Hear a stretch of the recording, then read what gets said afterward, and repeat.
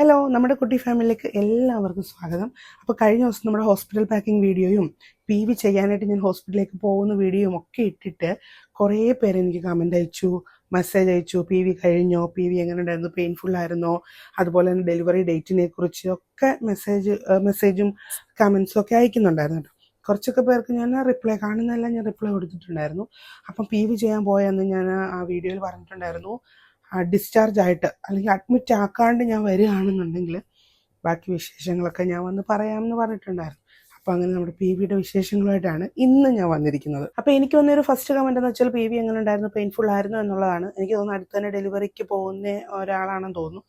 ശരിക്കും PV painful ആണ്. PV എന്ന് പറയുന്ന സംഭവം എല്ലാവരും പേടിക്കുന്ന ഒരു കാര്യമാണ്. എൻ്റെ കൂടെ കുറേ പേരുണ്ടായിരുന്നു PV ചെയ്യാൻ. ഞാൻ ഉൾപ്പെടെ എല്ലാവരും ഭയങ്കരമായിട്ട് പേടിച്ചായിരിക്കുന്നത്. കാരണം നമ്മൾ ഡോക്ടേഴ്സിൻ്റെ അടുത്ത് ചെല്ലുമ്പോൾ തന്നെ അവർ പറയുന്നത് PV കഴിഞ്ഞാൽ ഏത് നിമിഷവും നമുക്ക് ഡെലിവറി നടക്കാം.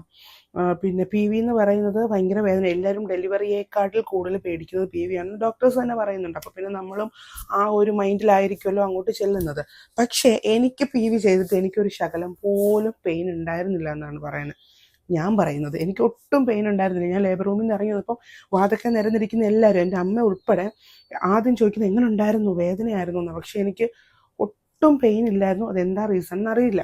താഴെ എന്നിട്ട് ഡോക്ടറെ അടുത്ത് നമ്മൾ കാണാൻ ചെന്നപ്പോഴും ഡോക്ടർ പറഞ്ഞു ഇനിയിപ്പോൾ പെയിന് വിട്ട് വേദനകൾ വരാം, അതുപോലെ ചെറിയ ഡിസ്ചാർജസ്, പിന്നെ ബ്രൗൺ ഡിസ്ചാർജസ് അല്ലെ ബ്ലീഡിങ് അങ്ങനെയുള്ള കാര്യങ്ങളൊക്കെ വരാം.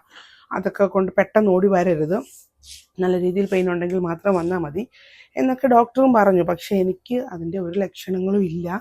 അപ്പോൾ PV ചെയ്തപ്പോൾ അവർ പറയുന്നതെന്ന് വെച്ചാൽ ഇമ്പ്രൂവ്മെൻറ്റും കാര്യങ്ങളും ഒന്നും ഇല്ല. അതുകൊണ്ട് തന്നെ നല്ല രീതിയിൽ എക്സസൈസ് ചെയ്യണം, എങ്കിലേ നോർമൽ ഡെലിവറി നടക്കുമെന്നാണ് കേട്ടോ അവർ പറഞ്ഞത്. അതുകൊണ്ട് അന്നത്തെ ദിവസം തന്നെ അഡ്മിറ്റ് ചെയ്തില്ല. അന്നവിടെ വന്ന് ആരെയും തന്നെ അഡ്മിറ്റ് ചെയ്തില്ല. ശരിക്കും എനിക്ക് മാർച്ച് 1 ഡേറ്റ് പറഞ്ഞിരുന്നത്. ഇപ്പോൾ ഇത്രയും മുന്നേ അല്ലേ, അതുകൊണ്ടായിരിക്കണം കൺട്രാക്ഷൻ നടക്കാത്തത്.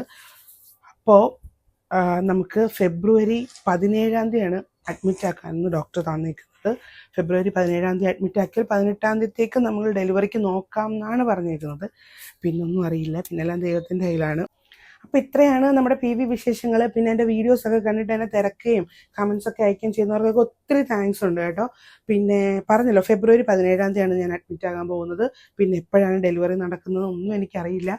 എല്ലാവരും പ്രാർത്ഥിക്കണം. അതുപോലെ തന്നെ ആ ദിവസങ്ങളിലൊക്കെ വീഡിയോസ് അപ്ലോഡ് ചെയ്യാൻ പറ്റുമെന്നൊന്നും എനിക്കറിയത്തില്ല. എന്നാലും പുറകെ തന്നെ എല്ലാ വിശേഷങ്ങളായിട്ട് നമ്മൾ വരികയായിരിക്കും. അപ്പോൾ ഇന്നത്തെ വീഡിയോ ഇത്രയേ ഉള്ളൂ. ടാറ്റാ.